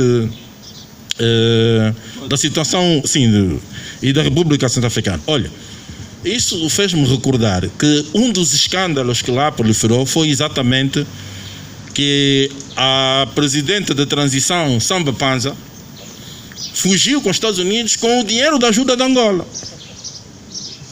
Levou os carros, levou todo o dinheiro que o presidente Zé Eduardo tinha dado, porque houve uma fase que estava sempre em Luanda. Não podemos esquecer disso. E toda a ajuda que Angola deu, e nesse aspecto Angola foi bastante generosa. Eu, por exemplo, fui chamado ao Ministério dos Negócios Estrangeiros em Portugal, em que os americanos pediram aos portugueses para nos pedir para nós intervirmos. E os angolanos são inteligentes. Se é o americano que quer que nós vamos, nós não vamos. Apesar de, na altura, o nosso chefe de Estado-Maior, General Nunda, já tenha dado um compromisso, mas depois deram o dito por não dito. E o que é que se passou? É que exatamente os franceses é que tinham as zonas das informações. Então, eles só te dão a informação que lhes é favorável. Traíram os sul-africanos. Os sul-africanos, que é um exército daquele, perderam mais de 15 homens em emboscada. Porque a França tinha a informação, não passou para eles. Interessava a França fragilizar uma potência africana. Está vendo? Então, Angola dominando essas matérias, não vamos intervir desta forma, vamos por trás, por via da ajuda financiar, e formamos aqui, uns em Cabo Ledo e outros na Escola Superior de Guerra, alguns oficiais, inclusivamente os códigos da Guarda Presidencial. Quer dizer, prestamos um auxílio num sentido completamente diferente daqueles que queriam que fosse boats underground, ou seja, as botas, tropas no terreno. Por quê? Porque há conflitos que têm data de início, mas não terão de fim. E voltamos aqui à questão do Congo, desde 1960. 15 dias depois, proclamação da independência do Katanga, depois foi a queda do presidente Lumumba, etc, etc. Até hoje o Congo não está estável. 61 anos depois. Quer dizer, se nós vamos mergulhar, se não for a nível estratégico do nosso interesse, uma intervenção nesse sentido, nós estamos a gastar recursos, e esses recursos não são baratos, porque nós, quando o presidente Mobutu saiu, a Angola que fazia a ponte aérea, era Angola, Namíbia e o Zimbábue. Era o nosso avião que ia para a Namíbia buscar as tropas e levar, era o nosso avião que ia ao Zimbábue e levar. Quando foi aprisionado o general zimbabueano, quem teve que fazer a manobra para libertar fomos nós, os angolanos. Por quê? Ele, como estudou nas altas academias inglesas, havia a hora do chá. E aquilo tem que ser uns soldados da maneira inglesa, né? E ele parou tudo. Os ingleses sabiam disso, atacaram naquele momento, ele próprio ficou prisioneiro. Foram os angolanos que o foram libertar. Quer dizer, aqui, do ponto de vista de soluções africanas a problemas africanos que não são assim tão lineares. E outro dos nossos grandes problemas é que os nossos líderes concordam na cimeira, mas depois não contribuem. Tem grandes problemas. E isso até era uma das grandes virtudes do presidente Gaddafi. Porque o presidente Gaddafi não só ele contribuía mais do que lhe era solicitado, ainda contribuía para os estados pequenos que não tinham essa possibilidade. Está a ver? Isto era assim, solidariedade africana. Este sim, tirava do seu orçamento, pagava para os mais pequenos que não tinham essa possibilidade. Porque muitos líderes concordam. Sim, nós vamos dar, depois não dá. E o que é que há? As organizações vivem do contributo dos Estados-membros. Quando os Estados-membros não honram com seus compromissos, é impossível, é difícil, levar a bom termo as missões a qual se propõe. Por isso que quando o Kakinda diz graças a Deus, não sei o que, não é bem assim. Nós estivemos na State House, falamos com o presidente Mugabe, ele agradeceu muito, muito Angola. Aliás, ele só ficou no poder graças aos angolanos. E não foi o único presidente. Muitos presidentes tiveram graças à solidariedade dos angolanos. E muita gente em Angola dizia, mas estamos a ajudar os outros e nós aqui não temos. Sim, porque a nossa revolução, o nacionalismo africano, decorreu também disso. Nós também tivemos ajuda do Congo, também tivemos ajuda da Tanzânia. Aliás, o MPLA teve muito tempo radicado no Congo, a UPA também teve, a própria UNITA também teve. Quer dizer que o Congo, os países limítrofes, jogaram um papel importante na proclamação da nossa independência. Assim sendo, bom, não queria me alongar muito mais, né? Mas era só para dar essa chega relativamente a essa questão. Não quero ser repetitivo, mas ficar em último tem as coisas boas e más. No fundo está tudo dito, duas notas apenas. Não, estou confortável, obrigado. Duas notas apenas, porque me parecem mesmo interessantes e convém sublinhá-las. A primeira tem que ver com uma pergunta que foi feita, peço desculpas, não fixei os nomes, sobre a dificuldade que as elites africanas, as elites governativas, políticas, têm na definição de políticas públicas. Não sei se é dificuldade, eu acho que é mais falta de vontade, porque hoje o conhecimento está acessível para todos. Não há muito que inventar, está tudo praticamente inventado. O que nós temos que fazer é pegar naquilo que foi feito por outros e replicá-los no nosso país, ao nosso contexto, à nossa realidade, à nossa especificidade. Nós não precisamos de ter 100 universidades, mas talvez 10 boas. Nós não precisamos de ter estradas com 5 vias de ida e de volta, talvez 2, enfim. Mas nós precisamos de ter estradas, precisamos de ter universidades, precisamos de ter saneamento básico, precisamos ter água, energia, enfim. Portanto, isto é inevitável. Portanto, no essencial o que falta é falta de vontade, passa a redundância, e falta de definição de prioridades. Não é possível fazer tudo de uma só vez, não há recursos para isso e nós encontramos-nos na armadilha do endividamento, quase que todos os países africanos. Portanto, com vontade e com uma definição clara de prioridades, é possível fazer bons projetos públicos e que estes se reproduzam. A definição de prioridades tem que ter como critério fundamental o que é que eu quero no futuro, onde é que eu quero chegar, o que é que para mim é mais importante neste momento. É fazer uma estrada secundária, terciária, é colocar iluminação pública, é apostar em indústrias. O que é que eu quero? Sem descurar que educação e saúde têm que ser sempre prioritários, não é? Nós temos uma população muito jovem e isto também tem os seus custos, não é? Costuma-se dizer que o principal direito das pessoas é o direito à vida. É verdade, é o mais importante. A Constituição assim o diz. Mas se nós temos o direito à vida, o segundo direito que mais importante deve ser é o direito de podermos sustentar a vida. Porque se nós queremos viver com dignidade. Não é? Se nos dão o direito de viver, tem que nos dar o direito também de vivermos com dignidade. Ninguém merece viver de forma indigna. Portanto, ao lado de qualquer valor existe sempre um contravalor. Valor à vida, valor a sustentar a vida. E quem governa tem que perceber isso. Portanto, esta era uma nota. A segunda nota, não podia passar por ela, da questão da revolução. A revolução é essa que nós estamos a fazer aqui. É a revolução de ideias, do diálogo, do contraditório, do debate, do projeto, do programa, de trazer sugestões, de apontar caminhos. Esta é a nossa revolução. Lembram-se de, no início, eu ter dito que a primeira, passa a redundância, premissa é paz, estabilidade e segurança.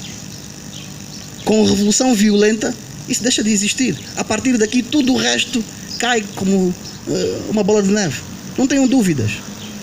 A esmagadora maioria das pessoas que estão aqui provavelmente não terão memória da guerra, mas muitas também têm. Hoje nós vivemos infinitamente melhores do que vivíamos até 2002. Não tenham dúvidas. Ninguém tenha dúvidas disso. Agora, a população cresceu, as nossas necessidades cresceram. Há outro tipo de problemas, é verdade. Temos de os enfrentar, é verdade. Mas não vivemos pior do que vivíamos antes de 2002. Vivemos muito melhor, acreditem. Hoje, quando falta energia, nós estranhamos. Antigamente, quando havia energia, nós estranhávamos. Percebam a diferença. Okay? Hoje, nós estamos aqui onde? Uma mediateca. Isso foi construído quando? Depois da paz. Quantas mediatecas foram feitas? É suficiente? Não. Mas temos estas mediatecas. Nós não tínhamos isto antes de 2002.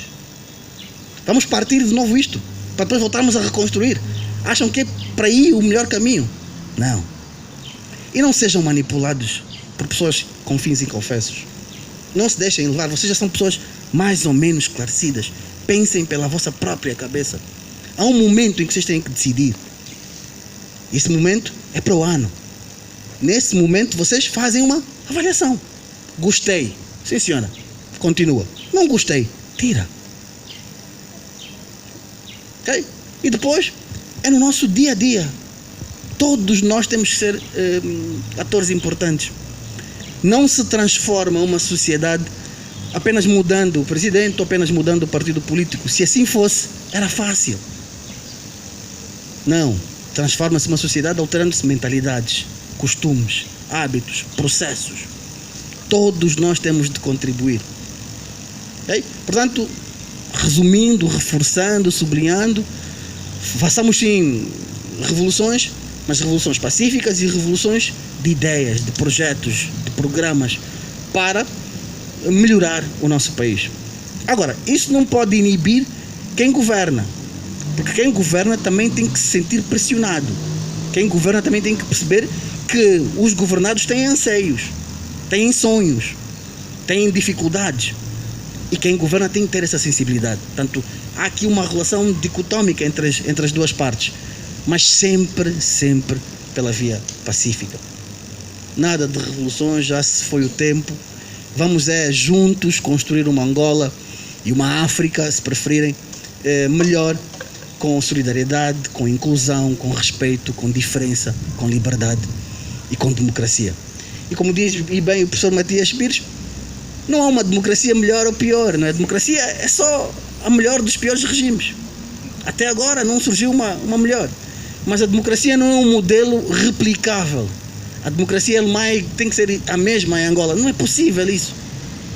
A democracia é construída com base nos valores, nos princípios, nos costumes, na forma de estar e pensar, no progresso, no desenvolvimento de cada um dos países. Não temos que imitar modelos. Agora, há bases comuns. Democracia pressupõe eleições livres e justas. Sim. Aí não vale a pena dizermos que não, temos democracia, mas não há eleições. Não. Democracia pressupõe liberdade. Diferentes liberdades, mas também pressupõe deveres. Diferentes deveres. Direitos. Diferentes direitos. Democracia pressupõe inclusão. Respeito pela diferença. Sim. Tanto há princípios, há valores comuns, mas depois o cabeça de lista é o mais votado, é o presidente. Enfim, isso depois são nuances que nós temos que ajustar a cada realidade. Mas essas nuances têm que resultar de quê? De ideias, de diálogo, de conversa. Têm que ser as mais consensuais, as mais amplas possíveis. Não pode ser, eu acordei e agora não, pronto, a eleição do presidente é separada. Não pode ser assim. Não. Haverá eleições próximas, sim senhor. Então, na minha campanha, eu vou colocá-la na pauta. Eu quero mudar a Constituição para eleições presidenciais separadas.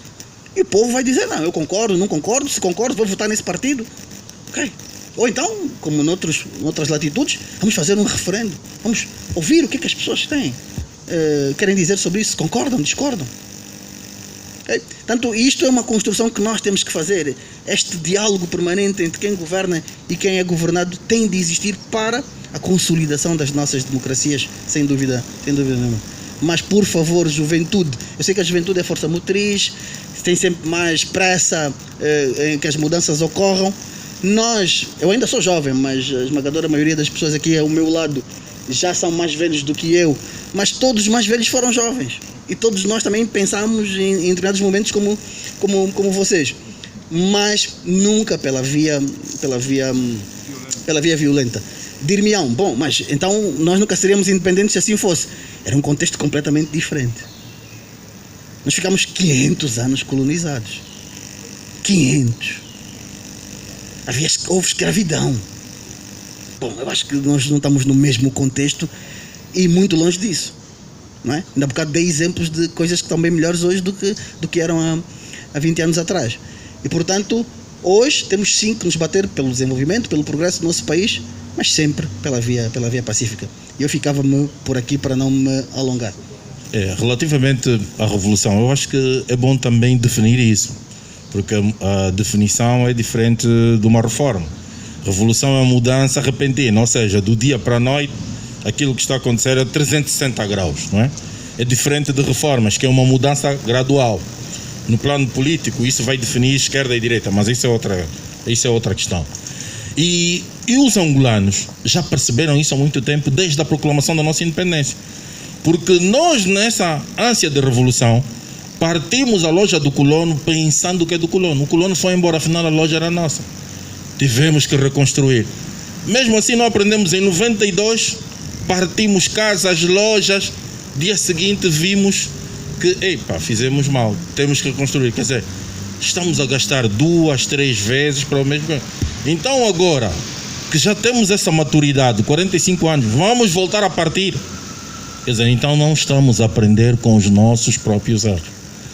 E Tomás Khalil diz, as pessoas que não aprendem com a história, né, ou que não com os erros da história, arriscam-se a repetir. O que é que nós devemos fazer? É olhar para a história e aprender. Se os outros erraram aí, nós já não podemos errar precisamente nos mesmos momentos.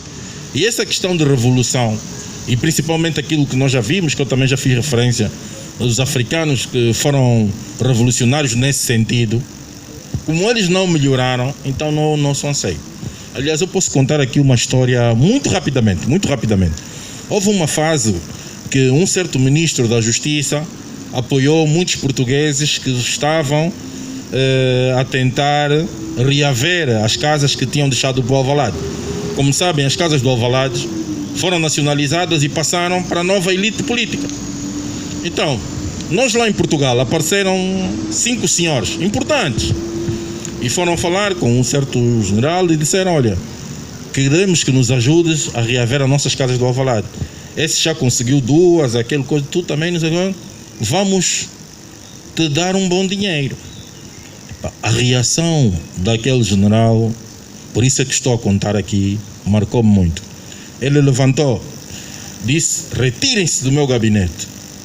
E ele é branco. Disse, retirem-se do meu gabinete. Vocês sabem por que eu fiz a revolução? É para retirar o colono. Se é você que volta a viver no Alvalade, então eu volto onde? No bairro Operário. Eu fiz a revolução para sair do bairro Operário e ir para o Alvalade. Quem manda agora somos nós é que somos dirigentes. Se eu volto lá porque quero o teu dinheiro, você volta aí, o colonialismo continua. Retirem-se já daqui. E os homens não estavam a perceber. E é necessário uma reflexão. Isso é importante. Por isso é que eu estou aqui a contar isso para a juventude. Porque isso é importante. Aquilo é o ponto mais alto do nacionalismo angolano. As pessoas identificarem-se com a terra. Tu não podes passar a quem não deve. E isso não está acontecendo nos nossos bairros. Por que não está acontecendo nos nossos bairros? Nós é que arrendamos o espaço ao Mamadou, depois dizemos, tem muito Mamadou. Mas quem compra lá somos nós é que arrendamos o espaço, nós é que somos os melhores clientes, e depois queremos falar que o Mamadou está... Então, quem deve fazer essa reflexão? Quem deve olhar para o seu interior e fazer uma autoanálise, na minha perspectiva, somos nós. Depois é a nossa filha também que vai namorar com o Mamadou, que já tem 5 mulheres, a nossa fica a 6ª, e nós estamos contentes porque ele trouxe dinheiro. O dinheiro não pode ser a justificação para tudo. Por isso é que o doutor Fernando fez a referência da ética, dos valores. É absolutamente essencial Quem não preserva, não defende valores, não vai ter direção. E como sabe, quem não tem direção, isso é como um amigo, sai. Se tu não tens direção, qualquer boleto serve. A que vai para o norte te leva, a que vai para o sul. Mas tu dizes, não, eu vou para a escola é o norte. Quem vai para o sul não pode te levar. Tu tens já uma direção preconcebida. Eu vou tocar em alguns aspectos muito rapidamente. Falou-se aqui da Líbia em relação àquela resolução 1972 sobre a zona de exclusão aérea e 1973. E eu queria chamar a atenção aos jovens que estão cá. Quando forem trabalhar nos gabinetes, devem ter muita cautela ao produzirem pareceres. O que havia naquela resolução? Como a França, que fez o draft, e os Estados Unidos sabiam que a Rússia tinha interesses na Líbia, a Rússia e a China, eles colocaram aí uma passagem que viabilizou a guerra, mas não vinha expresso para autorizar a guerra. Qual era a passagem? Há uma ou duas linhas que diziam que as Nações Unidas devem usar todos os meios que estiverem ao seu alcance para impedir que haja genocídio na Líbia, mais ou menos assim. E essa expressão, todos os meios ao seu alcance, foi interpretado como uma autorização tácita. Portanto, é preciso ter muito cuidado. A segunda nota em relação ao leading behind de Obama, para além do Nobel da Paz, economicamente o esforço de guerra no Iraque e no Afeganistão também não aconselhava grandes aventuras. Então, de forma astuta, Obama adota o tal leading behind. Agora, em relação à nossa realidade africana, duas notas. A primeira delas, em África muitas vezes há ausência de Estado. Há aquela presença do Estado que é negativa, que geralmente quando há muito Estado é um Estado repressivo. Mas há uma presença que é positiva. Aquele Estado que quando há algum problema, há um acidente, há uma conduta que rebentou, há uma zona esburacada, você passou de manhã, meia hora depois, você está a encontrar pessoas a trabalhar. É essa presença positiva de Estado que em África muitas vezes não existe. Mas ao mesmo tempo que nós reclamamos essa presença do Estado, o cidadão africano também deve ter aquilo que se dizia outra vez, que não cobre ao Estado o que é que vai fazer de ti. Pergunte-se a si mesmo o que é que vais fazer pelo seu Estado. Por quê? Você arranja emprego que você procura há bastante tempo. Quando você chega lá, a primeira coisa é ver o que é que vai roubar. Porque você não pode esperar fim do mês. Você não chega a hora no serviço todos os dias. Tens óbitos, tens doenças, porque tens que tirar tempo para ir bodar. Quando recebe o salário, fica uma semana, não dorme em casa até o salário esgotar. Os chineses desenvolveram porque são disciplinados. Nós temos que ser íntegros, temos que ser disciplinados e temos que ter amor ao trabalho. O chinês pode dormir, mas o trabalho não dorme. Eles fazem rotação de turnos para trabalhar 24/24. É essa a mentalidade que nós precisamos para a África poder descolar. Obrigado. Muito obrigado a todos. Creio que chegou o momento para termos a possibilidade de os certificados de participação, principalmente daqui por parte dos nossos ilustres leitores. São figuras com múltiplas valências, pessoas que decidiram dedicar-nos esta tarde, início de noite, para sabermos deles o que pensam sobre o tema e sobre o nosso continente.